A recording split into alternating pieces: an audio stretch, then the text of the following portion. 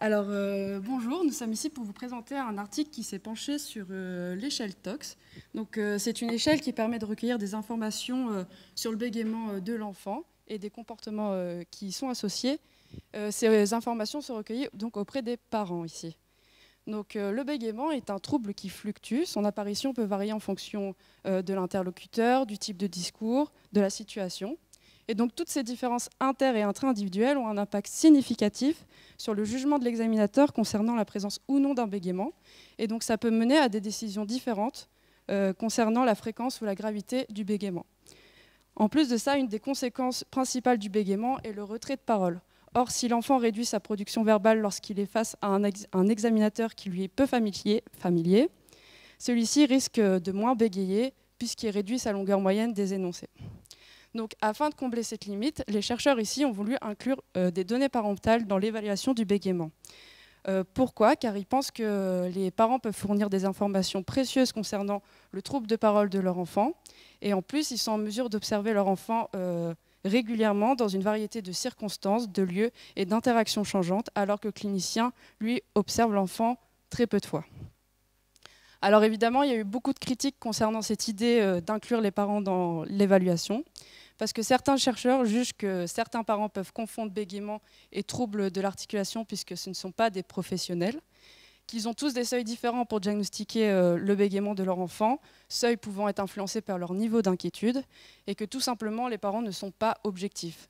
Alors c'est pour ça que beaucoup de chercheurs ont décidé de ne pas inclure les parents dans leur bilan, mais les chercheurs ici même trouvent ça vraiment dommage car les parents peuvent vraiment fournir des renseignements précieux et qu'en plus de ça, pour un peu faire face à toutes ces critiques, il y a l'échelle TOX qui a été développée. Donc l'échelle TOX permet de fournir une documentation plus cohérente, détaillée et quantifiable concernant les préoccupations des parents au sujet du bégaiement de leur enfant. Donc je vais laisser Pauline vous expliquer un peu plus précisément ce qu'est l'échelle TOX. Merci Clara. Alors, l'échelle TOX, c'est quoi? Donc, c'est le Test of Childhood Stuttering. Et donc, il permet d'évaluer les aptitudes à la fluidité de la parole et les comportements liés au bégaiement des enfants âgés entre 4 et 12 ans. Donc, dans ce cas-ci, dans cette étude, c'est un questionnaire qui est donc adressé aux parents, comme on l'a dit précédemment, et qui est composé de 2 échelles contenant chacune 9 questions. Alors, ils utilisent cette échelle TOX dans le but de déterminer si les préoccupations exprimées par les parents sont des mesures fiables et objectives. Alors, comme vous pouvez le voir, au niveau de la première échelle, celle-ci permet de mesurer, d'évaluer la fluidité de la parole. Je vais vous donner un exemple, le premier. Au cours des 2 derniers mois, à quelle fréquence l'enfant répète un mot avant de terminer une phrase? Où est-il, par exemple? Pour la deuxième échelle, c'est une échelle d'évaluation des conséquences liées à la disfluence. Un autre exemple. Au cours des 2 derniers mois, à quelle fréquence l'enfant semble devenir tendu lorsqu'on l'appelle à parler? Donc ces 2 échelles doivent être remplies de 0 à 3, jamais, rarement, parfois, souvent. Et cela permet alors d'avoir un score final total. Alors concrètement, qu'est-ce qui s'est passé durant cette recherche? Donc au niveau des participants, on avait 183 enfants qui bégayaient avec leurs parents.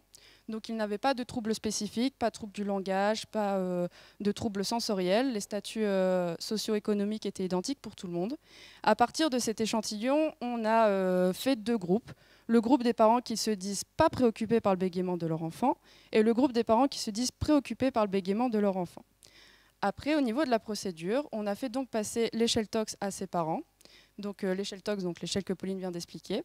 Et parallèlement, les chercheurs ont évalué le niveau de bégaiement des enfants en mesurant la fluidité de parole et en mesurant la longueur moyenne des énoncés.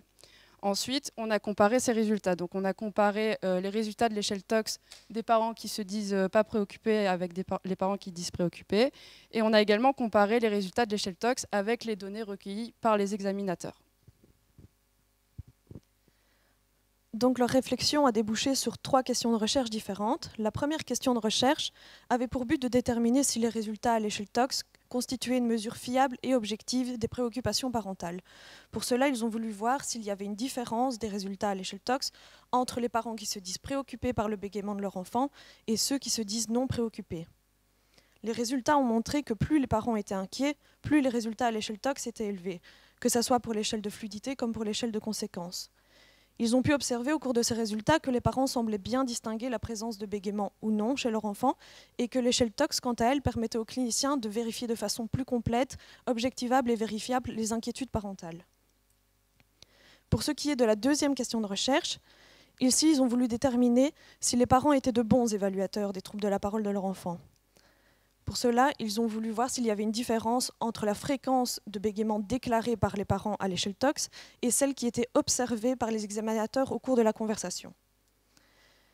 Ils ont pu voir que plus le score était élevé à l'échelle TOX, donc plus les parents ont jugé que leur enfant était sujet au bégaiement, plus il y a eu des épisodes de bégaiement observés pendant la conversation enfant-examinateur. Ici, ils ont pu conclure que les parents semblaient être de bons évaluateurs de la quantité, mais aussi de la qualité des troubles de la parole de leur enfant, et que le TOX représentait bien les questions que les parents se posent sur le fait que leur enfant bégait ou non.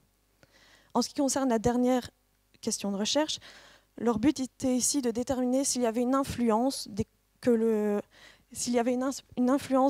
conséquences du bégaiement sur la production verbale de l'enfant et plus précisément sur la longueur moyenne de leurs énoncés. Ils se sont alors posé la question de savoir s'il y avait un lien entre la réaction des enfants à leur propre bégaiement et leur longueur moyenne des énoncés pendant la conversation enfant-examinateur.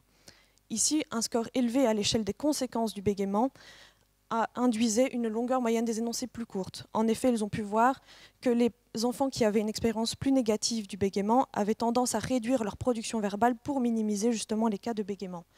Ils ont pu conclure que le TOX permettrait quand même d'anticiper un peu le comportement de l'enfant pendant l'évaluation et d'analyser ainsi plus précisément la présence de bégaiement ou non, même s'ils ont tendance à réduire leur production verbale. Alors, en conclusion, au niveau de l'échelle TOX, on a pu voir qu'elle permettait d'augmenter les capacités des examinateurs à déterminer si les préoccupations des parents sont fiables ou non. Donc on a pu voir que c'était une échelle objective pertinente. Au niveau de la longueur moyenne des énoncés, on voit qu'elle donne des informations sur la réaction comportementale, cognitive et ou émotionnelle des enfants qui bégaient. On a pu voir aussi au cours de cette recherche qu'il y avait une diminution de la production verbale pour minimiser le bégaiement et ses conséquences. C'est donc une variable importante dans l'évaluation du bégaiement.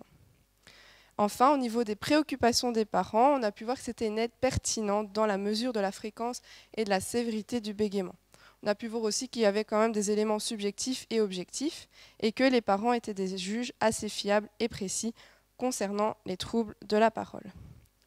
Un tout dernier message à retenir qui est quand même très important, c'est que nous avons choisi cette étude car elle nous semble intéressante et pertinente d'un point de vue méthodologique et théorique.